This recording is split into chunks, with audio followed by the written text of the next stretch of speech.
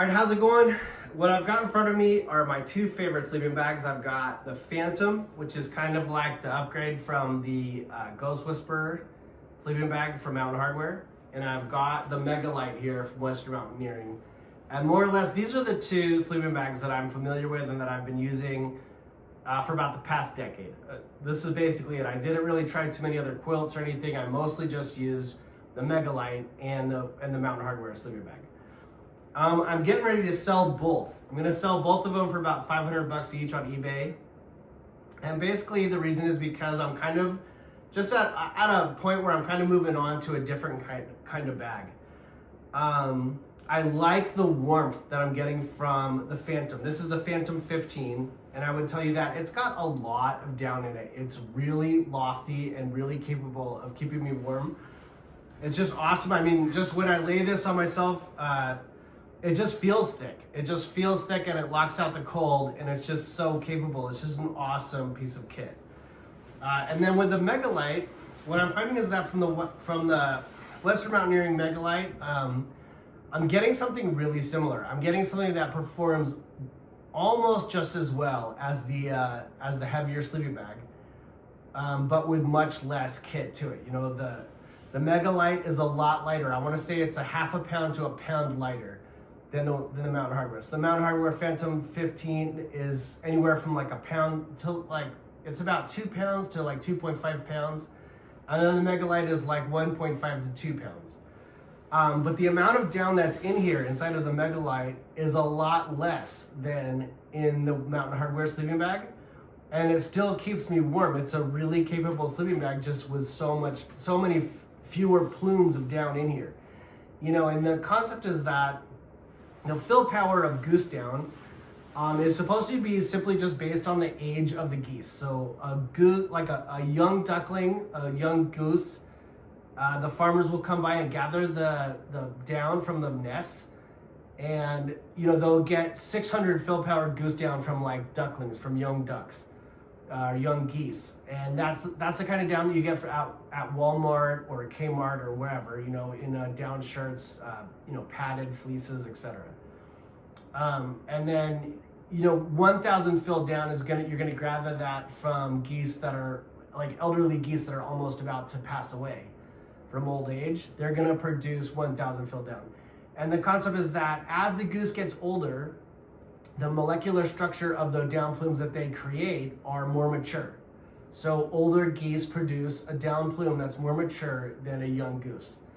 And basically what I'm finding with Mountain Hardwear and with Western Mountaineering is that simply the source of the down seems to be superior at Western Mountaineering. And I know that sounds like a loaded statement, but basically, you know, you've got 850 fill down in both sleeping bags, so the sleeping bag should be the same, but I'm getting a superior amount of warmth out of the Western Mountaineering sleeping bag simply because the source of the down just seems to be superior to the down that I'm finding in the Mountain Hardwear sleeping bag. The Mountain Hardwear sleeping bag has got a ton of down in it and has a ton of loft to it, but that's not necessarily a positive thing. You know, you want the sleeping bag to be light and to perform really well, and it does. It is light and it does perform really well, but the concept is that perhaps if they were sourcing their down from a spot that was as amazing as what they've got over at Western Mountaineering, you'd have a lighter sleeping bag because they'd be able to produce just as much warmth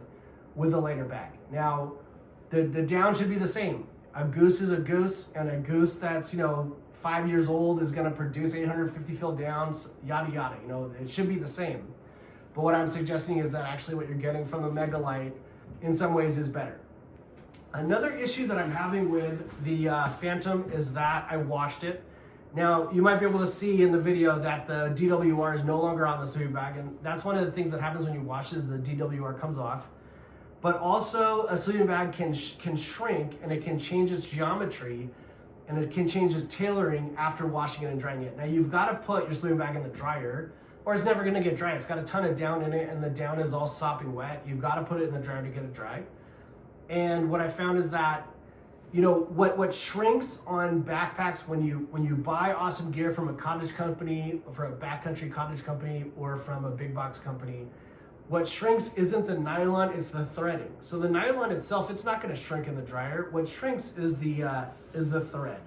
The thread shrinks, and that changes the geometry and the tailoring of the sleeping bag. And in this particular case, it causes it to be really narrow.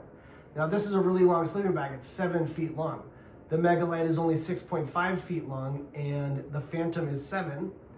But because of the way that the threading shrunk, now it's kind of narrow. So for me, I would think that this would work really well for a college student who runs track or plays soccer, somebody who's like 6 foot tall, because it's a 7 foot long bag, but somebody who's 180 pounds or less. So somebody kind of tall and skinny, this is going to be a rock solid sleeping bag that's going to work out really well for them. Anybody really tall and slender. Whereas with Western Mountaineering, you know, I weigh more like 200 pounds and I'm 6 foot. Just the shoulder width that you get with this tailoring, I think is just a better fit. And the down that I'm getting in here is lighter. You know, the sleeping bag overall is a lot lighter. I mean, it just feels like there's less down in here, but the performance is really good. It might not be as like, you know, toaster oven warm as the Phantom, but it's really capable and it's really keeping me warm really well. Now, as far as selling it on eBay, yeah, I think I might, because the UL20 from Western Mountaineering is a lot of people's new go-to. When I bought the Megalite, a lot of people said that the Megalite is the best sleeping bag that Western Mountaineering makes. But nowadays, a lot of people like the UL20. So I'm thinking what I might find here is a happy medium where the UL20 from Western Mountaineering is more reminiscent of the Phantom 15, but it's made with this wider shoulder width, you know, with a better geometry for a bigger guy. I'm big, so I want to be able to fit into a bigger cocoon, you know. Where the more narrow style of the Phantom, I think I'm just gonna ditch it. I'm just gonna sell it and move on. But that's basically what I've got going on here. Is I love the Megalite. It's awesome. It's super, super lightweight. To me, I think it's a quilt killer. It really kind of, you know, I'm able to not worry about getting a quilt. I just stick with the Mummy from Western Mountaineering. It works fine. They've got a lot of different versions of this sleeping bag. They've got the Terra Light, the Summer Light, the UL20. And as far as I know, the Megalite is the one. This is the GOAT. The UL20 also is the GOAT. It's about a half a pound heavier. But yeah, you've got all of that peace of mind of knowing you don't need to worry about a cold snap. If the temperatures get chilly, if the temperature drops, that UL20 is still gonna work like no issue. This one will also work. I would say, you know, I'm very confident that the Megalite is gonna handle a cold snap just fine. You know, you might have to wear some layers inside of the sleeping bag, but I think you'll be fine with the Megalite. I think the Megalite is awesome. This is mine.